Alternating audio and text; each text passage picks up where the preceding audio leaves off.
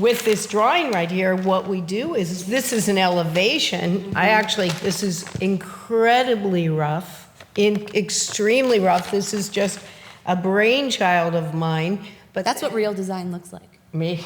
Hold it up one more time.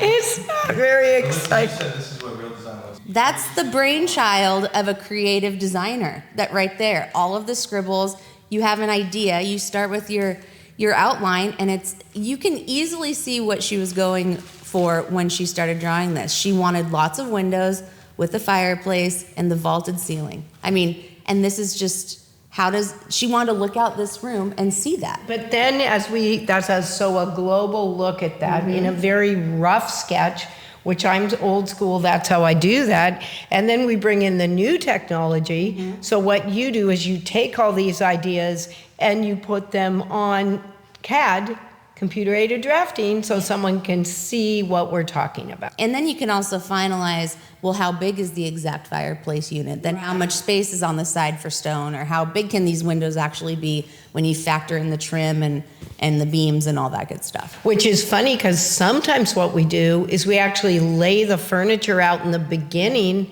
so that we know if we have space for the things that we're talking about, where the doorways are, what the windows are.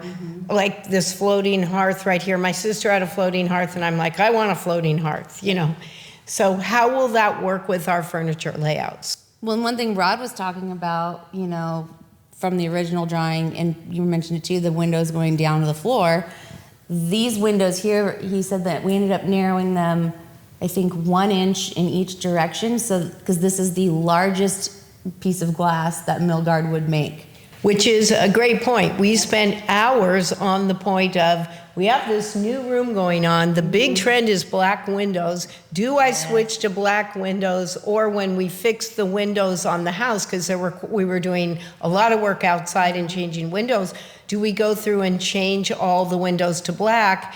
And I figured it would be a $10,000 to $15,000 difference, not worth it to me. I like white windows. I'm super happy. Black windows, big trend, super cool. I didn't care that much.